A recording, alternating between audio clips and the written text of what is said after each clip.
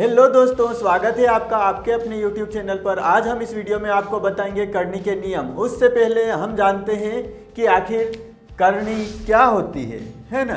उसके बाद करनी के बाद वर्गमूल क्या होता है, वर्गमूल के बाद आपको क्या घनमूल क्या होता है, तो आपको ये भी जानना जरूरी है। तो चलिए जानते हैं, उसके बाद हम नियम जानेंगे। तो यहाँ पे करनी के नियम है ना, करनी के नियम क्या कहते हैं, करनी के नियम जो उससे पहले हम जानते हैं कि आखिर करनी क्या होता है, वर्गमूल क्या होता है और घनमूल क्या होता है ना।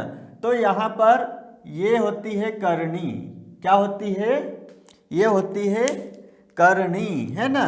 इसको बोला जाता है क्या, इसको बोला जाता है, इसको बोला जाता है करनी है ना। और इंग्लिश में इसको बोला जाता है सर्ड्स है ना। क्या बोला जाता है, सर्ड्स। तो ये हो गई करनी।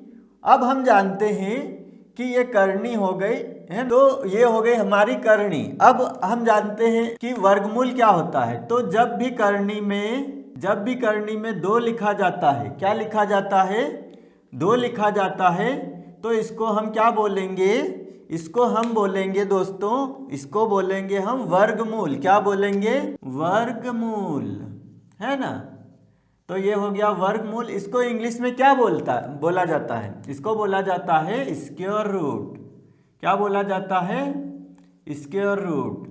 तो ये हमारी करनी हो गई, इसको बोलते हैं सर्ड्स। ये हो गया वर्गमूल। वर्गमूल में क्या होती है, करनी में क्या होता है, दो रहता है ना। तो इसको बोला जाता है वर्गमूल। अब हम जानते हैं घनमूल है ना। तो घनमूल में क्या होता है, तो करनी में क्या होता है, जब भी करनी में 3 आता है तो उसको क्या बोला जाता है, उसको बोला जाता है घनमूल। क्या बोला जाता है, घनमूल, घनमूल है ना। और इसको क्या बोला जाता है, इंग्लिश में इसको बोला जाता है क्यूब रूट। क्या बोला जाता है, क्यूब रूट है ना। तो दोस्तों आपको समझ में आया कि आखिर करनी क्या होता है, वर्गमूल क्या होता है और घनमूल क्या होता है ना। तो जो करनी के नियम है, इसमें क्या है कि जो यहाँ पे इसको बोला जाता है करनी, इसको बोला जाता है वर्गमूल, इसके बोला जाता है घनमूल। तो वर्गमूल में क्या होता है दोस्तों, वर्गमूल में अंदर कितने के जोड़े बनते हैं, 2 के जोड़े बनते हैं। और घनमूल में अंदर कितने जोड़े बनते हैं, 3 के जोड़े बनते हैं। तो ये याद रखना दोस्तों आगे कि जब वर्गमूल में जोड़े बनाए जाते हैं तो कितने के, 2-2 के जोड़े बनेंगे और घनमूल में 3-3 के जोड़े बनेंगे। अब हम नियम पढ़ेंगे कि करनी के नियम है ना। तो दोस्तों अब हम करनी के नियम पढ़ेंगे है ना। तो करनी के कुल कितने नियम होते हैं, करनी के कुल 5 नियम होते हैं। कितने नियम, 5 नियम। तो ये हम एक एक करके पढ़ेंगे। तो पहला नियम क्या कहता है करनी का पहला नियम क्या कहता है, पहला नियम क्या कहता है करनी का, कि जब भी करनी में यहाँ पे एन आता है और यहाँ पे ए होता है, तो यहाँ पे कितना हो जाएगा, ए की घात 1/n हो जाएगा है ना। तो क्या है यहाँ पे जो पहला नियम क्या कहता है कि जब भी करनी में एन होता है और यहाँ पे करनी के अंदर ए होता है, तो यहाँ पे ए की घात कितना हो जाएगा, 1/n हो जाएगा। उदाहरण से समझते हैं है ना, उदाहरण से समझते हैं दोस्तों, आपको अच्छे से समझ में आ जाएगा। कोई सा भी सवाल आप चुटकियों में कर लोगे। आपको नियम पता होना चाहिए, क्या नियम है ना। तो नियम आपको पता हो गए तो आपका सवाल हो गया समझो। तो यहाँ पे क्या होगा दोस्तों, यहाँ पे जो यहाँ पे हम कोई संख्या ले लेते हैं है ना। हम यहाँ पे क्या करते हैं, कोई संख्या ले लेते हैं। यहाँ पे हम 2 ले लेते हैं और यहाँ पे करनी में कुछ भी नहीं लेते हैं। हम क्या लेते हैं, यहाँ पे 2 ले लेते हैं और यहाँ पे करनी में कुछ भी नहीं लेते, तो भी यहाँ पे 2 की घात 1/2 लिखा जाएगा। क्यों, क्योंकि करनी में 2 मौजूद रहता है। चाहे आप लिखो या ना लिखो, करनी में क्या रहता है, 2 मौजूद रहता है ना। तो ये क्या हो जाएगा, ये हो जाएगा 1/2 हो जाएगा है ना। अब यहाँ पे हम लिखते हैं, यहाँ पे लिखो 3 और यहाँ लिखो 4 लिखो। तो यहाँ पे सूत्र के अनुसार 4 है क्या ए हमारा, और कर्णी ये 3 है, कर्णी 3 है हमारा, कितना n है ना। तो कर्णी 3 अंडर रूट कर्णी 3 और 4 है ना। तो यहाँ पे जो 4 की घात कितना हो जाएगा 1/3 है ना। तो यहाँ पे जो ये कर्णी 3 है ना, ये यहाँ पे घात में चला जाएगा, तो यहाँ पे हो जाएगा 4 की घात 1/3। यहाँ पे कोई कितनी भी संख्या बड़ी हो जाए वो ऐसे ही लिखाएगी है ना। और फिर हम इसको अगर ये रहता है तो यहाँ पे 4 की घात 1/3 आता है, तो हम इसको भी बदल सकते हैं, इसको हम ऐसा लिख सकते हैं है ना। तो यहाँ पे आप कितनी भी संख्या ले लो, यहाँ पे कर्णी में कोई सी भी संख्या ले लो, या चाहे 15 ले लो है ना, कुछ भी ले लो, तो यहाँ पे जो आएगा कितना आएगा, यहाँ पे घात में आप इसको ऐसे लिख सकते हैं है ना।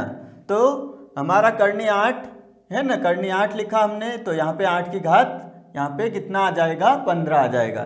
तो आप कोई सी भी संख्या हो उसको ऐसे लिख सकते हैं। तो ये पहला नियम क्या कहता है हमारा कि जब भी कर्णी में n हो और यहाँ पे अंडर रूट है ना a हो, तो यहाँ पे a की घात कितना हो जाएगा 1/9 हो जाएगा। ये पहला नियम हमारा कंप्लीट हो चुका है। अब हम पढ़ते हैं दूसरा नियम। तो दूसरा नियम क्या कहता है दोस्तों, अगर यहाँ पे रूट a हो है ना और उसकी घात n हो, तो यहाँ पे क्या हो जाएगा, यहाँ पे हो जाएगा की घात 1/n कोष्टक की घात n है ना। तो ये इस प्रकार हो जाएगा। तो क्या हो जाएगा इसमें इसको हम हल करेंगे, तो इसको हल करेंगे तो यहाँ पे हो जाएगा n से n कट जाएगा। यहाँ पे दोस्तों क्या हो जाएगा, यहाँ पे a की घात 1/n और गुणा n हो जाएगा। तो n से n कट गया तो बच्चा क्या हमारे पास दोस्तों a बच्चा है ना। तो इस प्रकार जो दूसरा नियम क्या कहता है, अगर यहाँ पे रूट a है और उसकी घात n है, तो यहाँ पे जो गुणा हो जाएगा घातों का आपस में क्या हो जाएगा, गुणा हो जाएगा दोस्तों है ना। अब हम उदाहरण से समझेंगे तो आपको अच्छे से समझ में आ जाएगा। तो हम उदाहरण लेते हैं। तो यहाँ पे कोई सी संख्या ले लेते हैं है ना, 5 है ना, कोष्टक की घात ले लेते हैं 4। तो यहाँ पे हो जाएगा कितना 4 की, यहाँ हो जाएगा 5 की घात कितना हो जाएगा 1/4, और यहाँ पे 4 ऊपर है ही वैसे भी है ना। तो यहाँ पे क्या हो जाएगा, इस कोष्टक को बाहर लिख लेते हैं। तो 5 1/4 गुणा 4, तो 4 से 4 कट गया, तो हमारे पास कितना बचा 5 बचा। एक दूसरा उदाहरण लेते हैं जिसमें घातें असमान हो। घातें क्या हो जाएगी, असमान है, तो क्या हो जाएगा यहाँ पे घातें असमान ले लेते हैं हम। तो जो घात है उसको और जो कर्णी है उसको असमान ले लेते हैं। यहाँ पे हम घात 7 ले लेते हैं और यहाँ पे 5 ले लेते हैं ना, और यहाँ पे कोष्टक की घात कितना ले लेते हैं 4 ले लेते हैं। तो क्या होएगा, तो भी गुणा होगा दोस्तों है ना। यहाँ पे 5 की घात कितना हो जाएगा 1/7 हो जाएगा, और यहाँ पे कोष्टक 4 हो जाएगा है ना। अब ये गुणा होगा इसमें, तो क्या हो जाएगा 5 1/7 गुणा 4 है ना। ये गुणा हो गया 1/7 में किसका हो गया 4 का गुणा हो गया। अगर यहाँ पे कुछ कटने जैसा रहता है तो कट जाता, लेकिन यहाँ पे 7 में 4 नहीं कटेगा, 4 में कुछ भी नहीं कटेगा, तो वैसा का वैसा हम यहाँ पे लिख देंगे। कैसे लिखेंगे 5, तो ये 4 का गुणा 1 में होगा, तो 4/7 ये हमारा उत्तर आ गया। तो आपको अच्छे से जो है ये सूत्र अच्छे से समझ में आ गया होगा दोस्तों। सूत्र क्या कहता है हमारा, सूत्र हमारा ये है और ये उदाहरण है ना। तो अब तीसरा नियम पढ़ते हैं। तो तीसरा नियम क्या कहता है दोस्तों, जब भी यहाँ पे कर्णी हो m है ना, और यहाँ पे कर्णी के अंदर भी कर्णी हो और यहाँ पे है a, तो क्या हो जाएगा दोस्तों, कर्णी में कर्णी का आपस में जो गुणा हो जाएगा है ना, कर्णी का कर्णी में आपस में गुणा हो जाएगा। तो यहाँ पे क्या हो जाएगा, यहाँ पे हो जाएगा m गुणा n।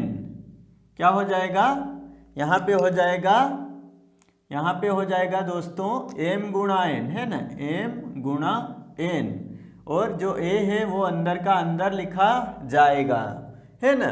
तो जो तीसरा नियम क्या कहता है दोस्तों, जब भी कर्णी के अंदर कर्णी हो तो कर्णी का आपस में गुणा हो जाता है।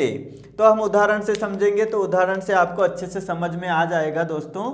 तो यहाँ पे उदाहरण लेते हैं। उदाहरण मान लेते हैं यहाँ पे करनी 3 हो और यहाँ पे अंदर करनी कितना हो 4 हो और यहाँ पे 5 हो, है ना। तो यहाँ पे क्या हो जाएगा दोस्तों, आपस में इनका दोनों का गुणा हो जाएगा, है ना। तो गुणा हो जाएगा तो यहाँ हो जाएगा 3 गुणित 4 करनी 5। तो हमारा जो उत्तर आएगा वो क्या आएगा 12 करनी 5। तो ये हमारा उत्तर आ गया।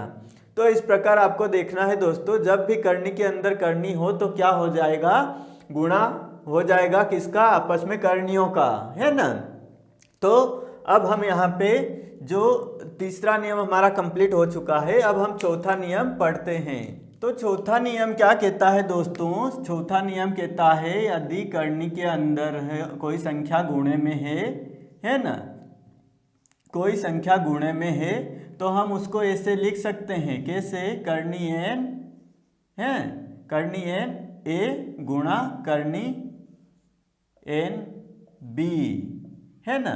तो जो नियम चौथा क्या कहता है, यदि करनी के अंदर कोई संख्या गुणे में है तो उसको हम ऐसे लिख सकते हैं, करनी a और करनी b के रूप में, और घातों को जो करनी है उसको भी हम लिख सकते हैं, है ना।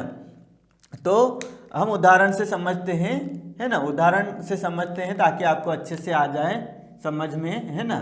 तो यहाँ पे करनी मान लेते हैं यहाँ पे 3 है ना, और यहाँ पे अंदर है 5 गुणा 7, कितना है 5 गुणा 7। तो यहाँ पे हम इसको कैसे लिख सकते हैं, इसको हम लिख सकते हैं करनी 3 5 गुणा करनी 3 7, है ना। तो चौथा नियम क्या कहता है, जब भी अंदर कोई सी संख्या ऐसे में आती है तो हम क्या करेंगे, हम करेंगे उसको प्रसार करके लिख सकते हैं और करनी साथ में लिख सकते हैं, है ना। तो ये हमारा चौथा नियम कंप्लीट हो चुका है।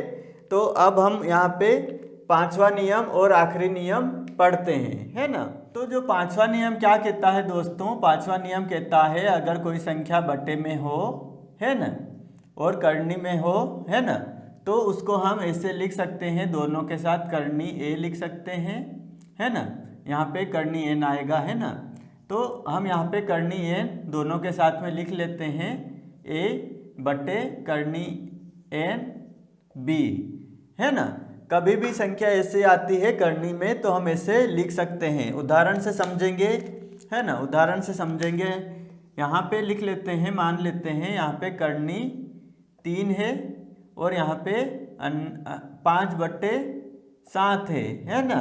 तो यहाँ पे क्या हो जाएगा, यहाँ पे करनी 3 हो जाएगा 5 बटे करनी 3 हो जाएगा 7। तो हम इस प्रकार से जो नियम के अनुसार अगर कोई बड़ा सवाल आता है तो हम उसको टुकड़ों में तोड़ के उसको सरल करके अच्छे से हल कर पाएंगे, है ना।